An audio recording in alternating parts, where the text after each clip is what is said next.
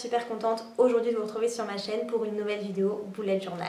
Je suis particulièrement heureuse aujourd'hui de pouvoir vous présenter cette vidéo présentation du Bujo de juin parce que je peux vous garantir que c'était pas gagné.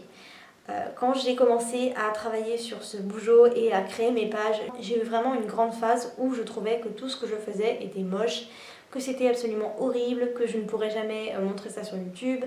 Enfin, j'ai vraiment eu des mots et des pensées très dures envers moi-même et je pensais clairement pas pouvoir tourner cette vidéo. Et au final, petit à petit, en apprenant à être clémente avec moi-même et avec ce que j'avais fait, j'ai commencé en fait à apprécier mon travail et à me dire que c'était pas si mal que ça. Maintenant, j'aime mon Bujo de juin tel qu'il est et les pages que j'ai créées comme je les ai faites, même si elles sont loin d'être parfaites.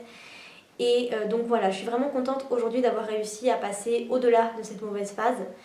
Je voulais vraiment être 100% transparente avec vous parce que justement, comme je vous ai dit, cette vidéo a failli ne pas être tournée et surtout parce que je sais que je suis pas la seule à avoir ces moments-là de doute et de pensées négatives envers moi-même. Je sais que c'est très dur et je sais que beaucoup d'entre vous ont sans doute vécu ça aussi. Donc voilà, c'était le petit message que j'avais envie de faire passer en ce début de vidéo.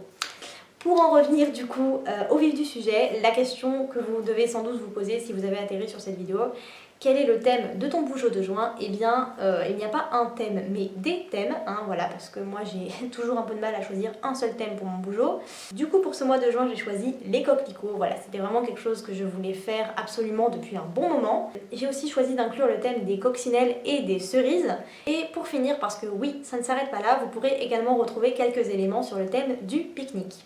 Avant de vous laisser avec les images de mon Bujo, c'est promis, ça arrive tout de suite, je voulais juste vous parler de mes feutres Super Tips de la marque Crayola.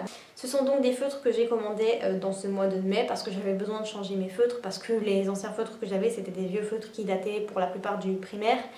Et du coup la moitié était fatiguée et puis surtout j'avais plein de couleurs qui étaient identiques mais sauf que c'était des marques différentes, du coup je ne savais pas vraiment, enfin je m'y perdais et du coup j'en ai eu marre et j'ai décidé tout simplement de m'acheter une nouvelle boîte de feutres. Et donc du coup en tant que bonne bullet journaliste que je suis, j'ai choisi les Crayola Super Tips.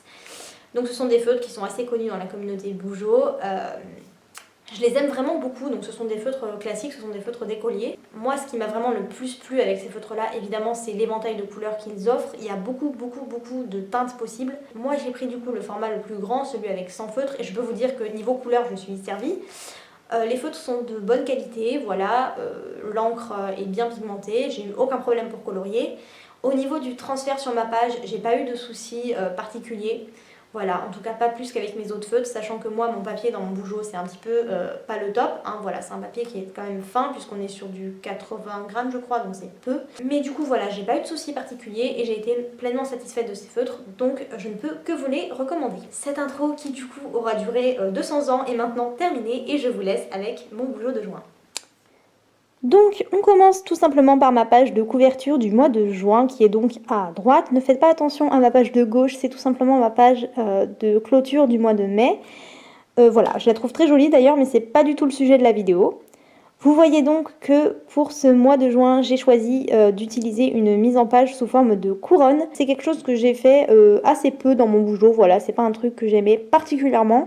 Mais j'ai eu envie de tester à nouveau et franchement j'aime beaucoup le résultat. Je trouve que c'est quelque chose qui est à la fois très esthétique et très décoratif et ça habille vraiment très bien la page.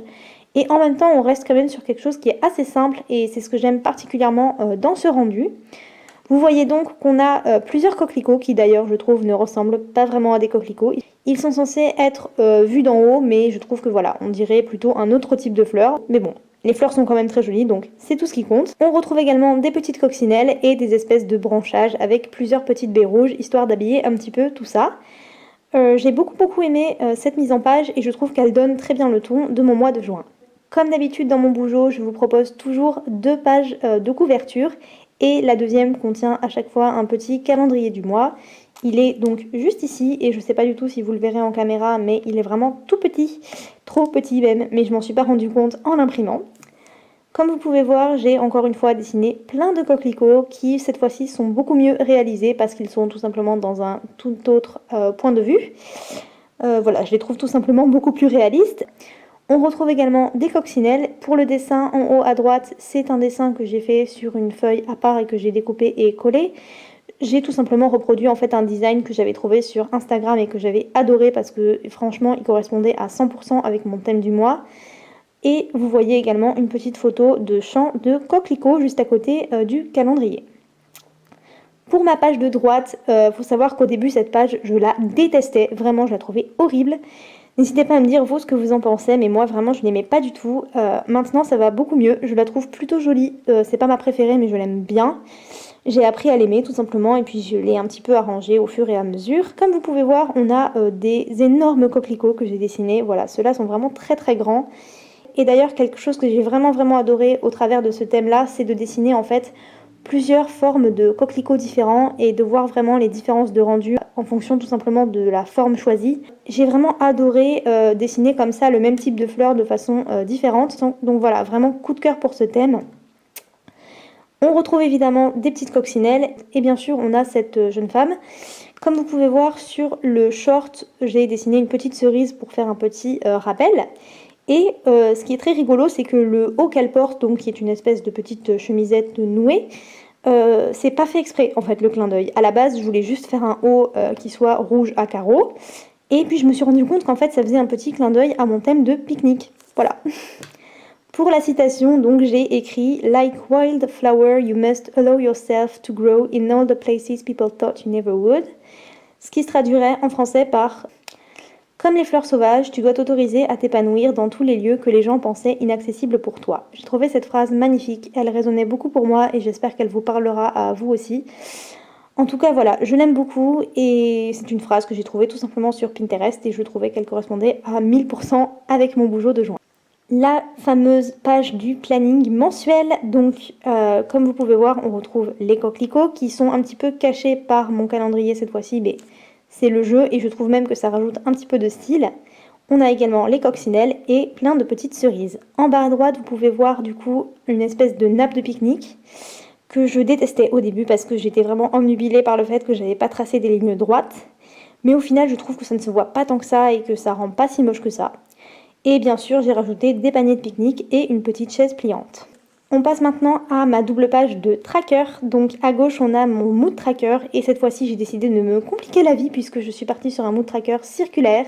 Et donc en fait, pour diviser un cercle en 30 cases égales, il vous faut utiliser un rapporteur. Pas le choix, hein, voilà, les bons souvenirs de la TS me sont revenus, c'est pas grave.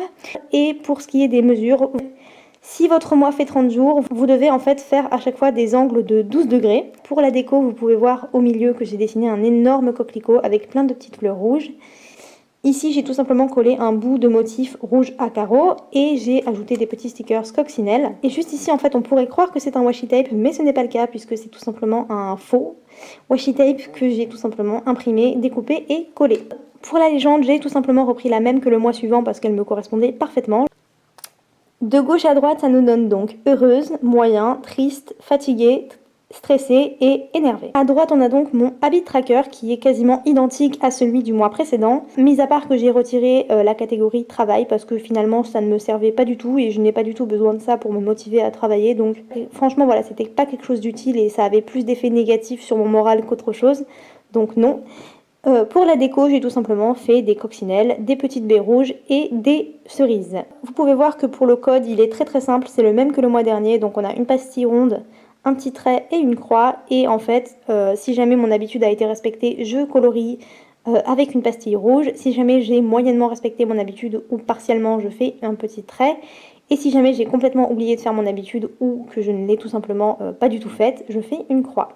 Et enfin, la dernière double page de ce mois. Donc à gauche, vous pouvez voir ma page de to-do list, done list et objectifs. Pour la déco, j'avais envie de faire quelque chose un petit peu dans le mood line art avec les coquelicots. Et finalement, le résultat n'est pas du tout ce à quoi je m'attendais, mais ça va, j'aime bien quand même. On a aussi une coccinelle et un petit stickers. À droite, mise en page toute simple, donc qui contient ma liste de films et de livres à voir et à lire pendant le mois. Et j'ai aussi une case pour ma wishlist et une case pour mes dépenses. Donc voilà, cette vidéo est maintenant terminée, j'espère vraiment qu'elle vous aura plu et si c'est le cas, pensez à la liker, ça fait toujours plaisir. N'hésitez pas à me donner votre avis dans les commentaires, que ce soit sur ma vidéo en général ou sur mon bullet journal du mois de juin. Pensez aussi à me suivre sur Instagram, donc je vous mets comme d'habitude le lien de mon compte en barre d'infos et puis vous le retrouvez de toute manière sur ma chaîne. Tout simplement parce que c'est sur Insta que je poste toutes mes pages bullet journal, y compris donc mes pages bonus. Donc si vous ne me suivez pas sur Insta, tout simplement vous allez louper de mon contenu bullet journal. N'oubliez pas de vous abonner à ma chaîne si vous aimez mes vidéos pour ne rien louper du contenu que je publie sur YouTube. Sur ce, sachez que comme d'habitude, j'ai pris énormément de plaisir à tourner cette vidéo et j'espère que vous en aurez pris tout autant à la regarder. Je vous dis à très bientôt dans une nouvelle vidéo. Bye bye!